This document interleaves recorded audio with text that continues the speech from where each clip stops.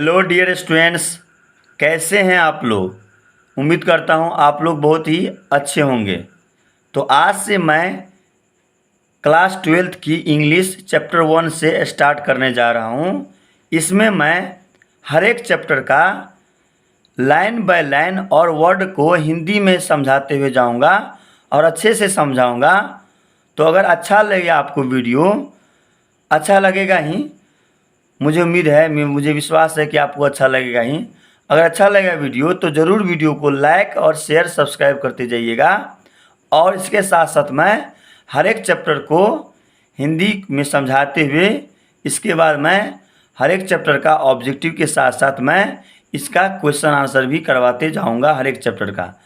तो आप निश्चित रूप से हमारे चैनल से कनेक्ट रहे, आपको बहुत कुछ सीखने को मिलेगा। तो चलिए स्टार्ट करते हैं। चैप्टर का नाम है इंडियन सिविलाइजेशन एंड कल्चर, भारतीय सभ्यता और संस्कृति। इंडियन होता है भारतीय, सिविलाइजेशन होता है सभ्यता, एंड मतलब और कल्चर संस्कृति, भारतीय सभ्यता और संस्कृति। इसके लेखक जो है, राइटर जो है, जिसका नाम है महात्मा गांधी। महात्मा गांधी ने जो है भारतीय सभ्यता और संस्कृति को लिखा है। ओके, अब जहाँ जहाँ पे मेरा ये पेंसिल जाएगा उसका मैं हिंदी में कहता जाऊँगा, बोलता जाऊँगा, तो ध्यान से देखना है।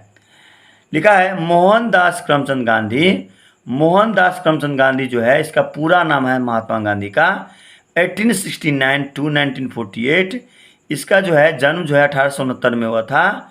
और ये जो हैफन लगा इसका मतलब होता है 2 होता है, मतलब 1869 में जन्म हुआ और 1948 में इसकी मृत्यु हुई। यहाँ पर डेट नहीं लिखा है, अगर डेट पूछा जाए तो लिखना है, इसको बताना है 2 अक्टूबर 1869 यानी 2 अक्टूबर 1969 को जन्म हुआ और मृत्यु जो हुआ है वो 30 जनवरी 1948 को हुआ था। ठीक है, तो मोहनदास जो है दास करमचंद गांधी का जो है पूरा नाम है महात्मा गांधी का, जिसका जन्म जो है 1869 में हुआ और मृत्यु जो है 1948 में हुआ। पॉपुलरली नॉन एज बापू और the father of the nation. Popularly मतलब होता है लोकप्रियता के हिसाब से, प्रसिद्धि के हिसाब से महात्मा गांधी को बापू कहते थे या राष्ट्रपिता के नाम से जानते थे। Was more a spiritual leader then a politician. वह पॉलिटिशियन से ज़्यादा वो आध्यात्मिक नेता थे। पॉलिटिशियन में ये होता है जिसको जो है लालच होता है गद्दी का, सत्ता का, जो है किसी तरह से उसको जो है उसको गद्दी चाहिए, उसको जो है किसी तरह से कुर्सी चाहिए, कुर्सी का लालच होता है, उसको बोलते हैं पॉलिटिशियन। और स्पिरिचुअल लीडर होता है जो गरीबों को साथ लेके चलता है, गरीबों को दुख दर्द समझता है, उनको जो है साथ लेके चलता है, उनके परेशानियों को समझता है, उसको बोलते हैं स्पिरिचुअल लीडर। तो महात्मा गांधी जो था वो पॉलिटिशियन से ज़्यादा, यानी वो जो है सत्ता और गद्दी के लिए नहीं उसको लालच था, वो जो है गरीबों के लिए और जो है गरीबों की दुख दर्द को समझता था, उसका नेता था। तो पॉलिटिशियन से ज़्यादा वो स्पिरिचुअल लीडर थे। कौन? Mahatma Gandhi ji. He successfully use truth and non violence. वह सफलतापूर्वक जो है सत्य और अहिंसा को प्रयोग किया। एज द यूज मतलब प्रयोग करना, प्रयोग किया एज द चीफ वेपन्स, मुख्य हथियार के रूप में। एज मतलब होता है रूप में, यहाँ पे चीफ मतलब तो मुख्य और वेपन्स होता है हथियार, मुख्य हथियार के रूप में वह सत्य और अहिंसा का सफलतापूर्वक प्रयोग किया। ठीक है, अगेंस्ट खिलाफ, किसके खिलाफ? The British rule in India. Bharat में अंग्रेजी नियमों के खिलाफ जो है, अगेंस्ट में खिलाफ, भारत में अंग्रेजी नियमों के खिलाफ जो है मुख्य हथियार के रूप में सफलतापूर्वक वह जो है सत्य और अहिंसा का प्रयोग किया। एंड और हेल्प्ड इंडिया गेन इंडिपेंडेंस, और भारत को आज़ादी यानी स्वतंत्रता दिलाने में जो है मदद किया, हेल्प किया। फ्रॉम 1915 टिल 1948 यानी 1915 यानी 1915 से 1948 तक। ठीक है, टिल मतलब तक होता है, 1915 से 1948 तक। ही कम्प्लीटली डोमिनेटेड इंडियन पॉलिटिक्स। वो भारतीय राजनीति पर जो है पूरी तरह से, कम्प्लीटली होते पूरी तरह से, वह पूरी तरह से भारतीय राजनीति पर डोमिनेट किया। डोमिनेट होता है प्रभुत्व दिखाना या धाक जमाना, यानी वो उसका जो है महात्मा गांधी का 1915 से लेकर 1948 तक जो है भारतीय राजनीति पूरी तरह से जो है उसका धाक था, बोलबाला था। He died at the hands of a fanatic on 30 जनवरी 1948। उसका मृत्यु हुआ था फेनेटिक के हाथों में, यानी धर्मांध व्यक्ति के हाथों में। कब हुआ था? 30 जनवरी 1948 को हुआ था। धर्मांध व्यक्ति का, तो धर्मांध का मतलब होता है जो धर्म में अंधा है, धर्म के आगे कुछ नहीं दिखता है, यानी उनका धर्म ही सबसे अच्छा है। जिसका नाम है, जिसके हाथों मारा गया, जिसका नाम है नाथूराम गोडसे। तो नाथूराम गोडसे जो है 30 जनवरी 1948 को, वो धर्मांध व्यक्ति थे, धर्म में अंधा व्यक्ति थे, उसके हाथों जो है 30 जनवरी 1948 को मारा गया। हिज ऑटोबायोग्राफी, उसकी आत्मकथा। ऑटोबायोग्राफी में होता है आत्मकथा, एक होता है बायोग्राफी। बायोग्राफी में होता है जो है जीवनी, किसी का जो है बारे में लिखा है। तो बायोग्राफी और ऑटोबायोग्राफी में ये अंतर है। बायोग्राफी का मतलब होता है कोई महान व्यक्ति के बारे में कोई दूसरे व्यक्ति लिखता है, उसको बोलते हैं बायोग्राफी। और ऑटोबायोग्राफी का मतलब होता है कोई आदमी जो है, कोई व्यक्ति जो है खुद अपने बारे में लिखता है, उसको बोलते हैं ऑटोबायोग्राफी, यानी आत्मकथा। तो महात्मा गांधी जो है ये खुद अपनी आत्मकथा माई एक्सपीरियंस विथ ट्रूथ खुद ही लिखे थे अपनी आत्मकथा, इसलिए हम ऑटोबायोग्राफी का है, जिसका नाम है my experience with truth. And the numerous articles, numerous मतलब असंख्य, लाखों आर्टिकल जो है, दैट ही रोट, लिखा for young India, young India के लिए जो है वो लाखों आर्टिकल जो है लिखा। यंग इंडिया एक न्यूज़पेपर है, न्यूज़पेपर के लिए, यंग इंडिया के लिए लाखों जो है एक आर्टिकल लिखा। एंड द स्पीचेज, और भाषण दिया, that he delivered on different occasion, और विभिन्न अलग अलग अवसरों पर, डिफरेंट पर विभिन्न होता है या अलग अलग, और ओकेजन होता है अवसर, अलग अलग अवसरों पर उसने जो है स्पीच मतलब भाषण दिया, और डिलीवर देना, भाषण दिया। रिवील होता है साबित करना, उसे साबित करता है। Not only as an original thinker, वो केवल सच्चे विचारक नहीं थे, ओरिजिनल होता सच्चे और थिंकर मतलब विचारक, केवल सच्चे विचारक नहीं थे, but also as a great master of chest, वो जो है सादा जीवन बिताने वाले महान व्यक्ति भी थे। ग्रेट मास्टर ऑफ चेस्ट का मतलब है सादा जीवन बिताने वाले महान व्यक्ति भी थे। यानी वो जो है जो आत्मकथा लिखा था माई एक्सपीरियंस विथ ट्रूथ, और लाखों आर्टिकल लिखा था यंग इंडिया के लिए, और अलग अलग अवसरों पर उसने जो भाषण दिया था, इससे उसको साबित करता है कि वह केवल सच्चे विचारक नहीं थे, बल्कि वह एक सादा जीवन बिताने वाले एक महान व्यक्ति भी थे। इस आइडियोमेट्रिक इंग्लिश, इसकी जो इंग्लिश लिखी हुई थी वो एक मुहावरेदार होती थी, आइडियोमेट्रिक होती थी। इन द फॉलोइंग एक्सट्रैक्ट, जो इन द फॉलोइंग एक्सट्रैक्ट में होता है, नीचे में जो सारांश लिखा गया है, इंडियन सिविलाइजेशन एंड कल्चर, ये माई एक्सपीरियंस विथ ट्रूथ से लिया गया है। इंडियन सिविलाइजेशन एंड कल्चर एक छोटा टुकड़ा लिखा गया है, एक सारांश लिखा गया है, जो है एक बुक है, माई एक्सपीरियंस विथ ट्रूथ एक बुक है, उस बुक से एक छोटा सा जो एक टुकड़ा लिया गया है, इंडियन सिविलाइजेशन कल्चर, छोटा रूप लिखा गया है। इसमें कह रहा है Gandhi ji talks about the sound foundation of Indian civilisation, यानी गांधी जी बात करते हैं, टॉक्स अबाउट बात करते हैं किसके बारे में? भारतीय सभ्यता के मजबूत नींव के बारे में, स्वस्थ नींव के बारे में बात करते हैं। किसमें? इंडियन सिविलाइजेशन कल्चर में, भारतीय सभ्यता संस्कृति में, इस चैप्टर में बात करते हैं। गांधी जी बात करते हैं भारतीय सभ्यता का जो स्वस्थ नींव है, मजबूत नींव है, उसके बारे में बात करते हैं। Which has successfully withstood the passage of time, जो सफलतापूर्वक, सक्सेसफुल नहीं मतलब सफलतापूर्वक, वह सफलतापूर्वक जो है समय के साथ, पैसेज ऑफ टाइम होता है समय के साथ खड़ी है, अपनी जगह पे खड़ी है, मजबूत है, अडिग है। मतलब जो है भारतीय सभ्यता जो है इतना अच्छी है, इतना उसका साउंड फाउंडेशन यानी उसका नींव जो है इतना मजबूत है, जो समय के साथ जो है अपने जगह पे खड़ी है।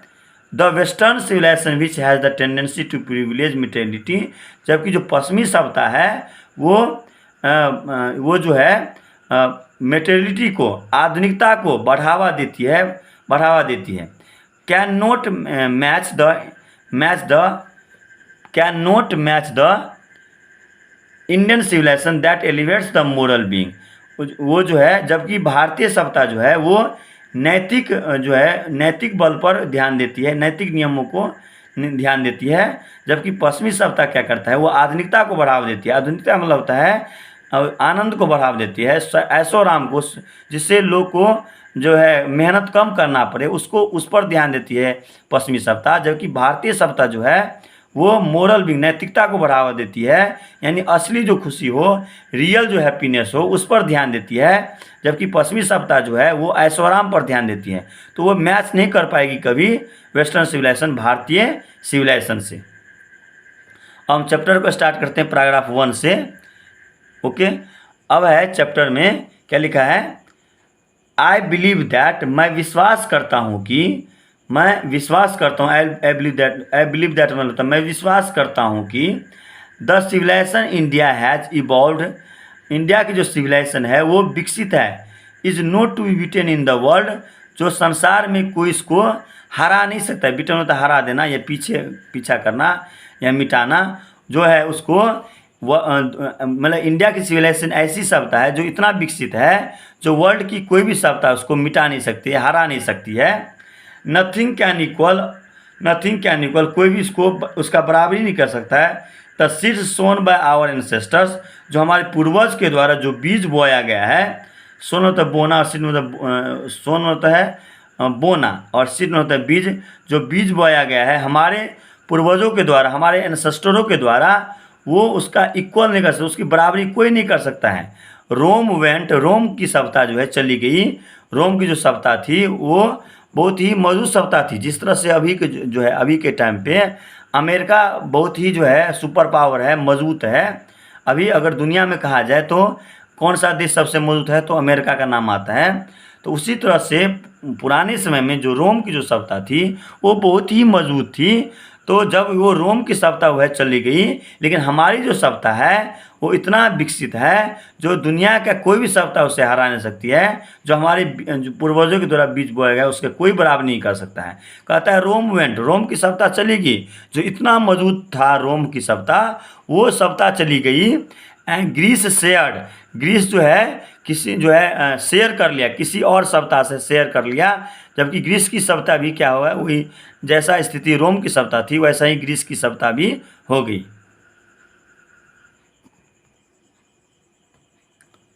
The might of the Feroz was broken, यानी फेरोज का भी जो फेरोज भी था वो भी टूट गया, बर्बाद हो गया। फेरोज कहते हैं मिस्र के राजा को फेरोज कहते हैं। तो ये जो फेरोज था वो भी जो है टूट गया, बर्बाद हो गया। जापान हैज़ बिकम वेस्टर्नाइज्ड, और जापान की जो सभ्यता थी वो वेस्टर्नाइज हो गया, पश्चिमी सभ्यता को उसने क्या कर लिया, एक्सेप्ट कर लिया, स्वीकार कर लिया। China nothing can be said, यानी और चाइना के बारे में कुछ कहा ही नहीं जा सकता कि कौन सी सभ्यता अपनाया है, जो जिसमें उसको खुशी मिलती है, जो उसमें उसको फ़ायदा मिलता है वही सभ्यता अपना लेता है। But India is still somehow और अदर, लेकिन इंडिया जो है, भारत जो है किसी तरह से किसी भी सिचुएशन से अपने जगह पर स्थिर है। साउंड एट द फाउंडेशन, उसकी जो नींव है वो मजबूत है। किसी भी तरह जो है इंडिया की जो नींव है वो अपनी जगह पर स्थिर है, खड़ी है।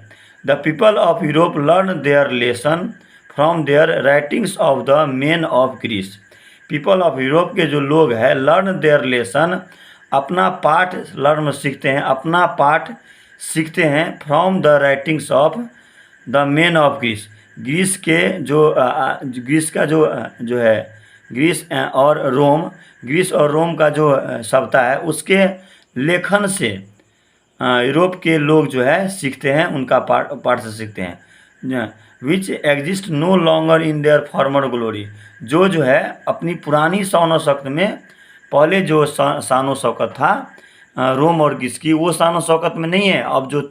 अब नहीं है, पहले जो शान और शौकत में है, तो उससे सीखता है कौन, यूरोप के लोग, जो अभी उस स्थिति में नहीं है जिसमें जो पहले था, तो उससे सीख रहा है जो है कौन, यूरोप के लोग। आगे बोला in trying to learn from them, इन सभी को सीखने के जो कोशिश में, in trying to learn from them, उनसे सीखने की कोशिश में, द यूरोपियन इमेजिन, यूरोपियन जो है लोग, यूरोप के लोग जो है इमेजिन करते हैं, कल्पना करते हैं, सोचते हैं that they will avoid the mistake of Greece and Rome, और ग्रीस और रोम का जो लोग है वो जो भी गलती किया है उसको अवॉइड करेंगे, त्याग देंगे, उसको छोड़ देगा। ठीक है। सच इज़ द पिटिबल कंडीशन, कितना दयनीय स्थिति है। बोले कहना ये चाहता है कि जो यूरोप के जो लोग हैं वो ग्रीस और रोम के जो लेखन से उससे अपना जो है लेसन सीखता है। ठीक है, जो पुरानी शान शौकत में नहीं, जो पुराना जो जितना मौजूद था उसका जो है सब था, उतनी अब वो शान शौकत में नहीं रहा, वो जो है सब था। और इन सभी के चक्कर सीखने में क्या है कि कहता है कि सीख के हम क्या करेंगे, ग्रीस और रोम का जो गलती किया था, जिस वजह से उसकी सभ्यता बर्बाद होगी, चली गई, उस गलती को वो क्या करेंगे, वो दोहराएंगे नहीं, गलती नहीं करेंगे, उसको त्याग देंगे, ये बोल रहा है। सच इज द पिटिबल कंडीशन, कितना दयनीय स्थिति है जो उसको जो है जो पुरानी शान शौकत नहीं है उससे सीख रहा है यूरोप के लोग। In the midst of all this, इन सभी के बीच में इंडिया रिमेन्स इमूवेबल, इंडिया जो है अपने जगह पे अडिग है, खड़ी है, मतलब जो है अपने जगह पे मजबूत है, जो है हिल नहीं रही है। दैट इज हर ग्लोरी, यही और यही उसकी शान है। दैट इज हर ग्लोरी मतलब शान, यही उसकी शान है कि इन सभी के बीच में इंडिया क्या है, अपनी जगह पे खड़ी है, उसको कुछ नहीं हो पाया है, अपनी जगह पे खड़ी है और यही उसकी शान है। It is change against India, it is charge against India, जो है यह जो है एक चार्ज मतलब खिलाफ, यह इंडिया के खिलाफ जो है एक चार्ज आरोप लगाया है, चार्ज मतलब आरोप लगाना, आरोप लगाया है कि दैट हर पीपल, उसके जो लोग हैं इंडिया के लोग, are so uncivilised, ignorant and stolid, India के जो लोग हैं उसके खिलाफ एक आरोप लगाया कि इंडिया के लोग जो है अनसिविलाइज्ड है, असभ्य है, इग्नोरेंट मूर्ख या मूर्ख अज्ञानी है, एंड स्टॉलिड और मंदबुद्धि है। यानी दूसरे देश के जो लोग हैं, यानी पश्चिमी देश के जो लोग हैं, वो इंडिया के खिलाफ आरोप लगाए कि इंडिया के जो लोग हैं वो अनसिविलाइज्ड है, असभ्य है, इग्नोरेंट है, मूर्ख है यानी अज्ञानी है, और स्टॉलिड मंदबुद्धि है। ऐसी नहीं है। अगर मान लो कि इंडिया की सभ्यता और इंडिया जो के लोग जो है अगर असभ्य रहते, इग्नोरेंट रहते, स्टॉलिड रहते, तो इंडिया की भी सभ्यता भी चली जाती, जबकि हमारी जो सभ्यता है वो सिंधु घाटी सभ्यता से चली आ रही।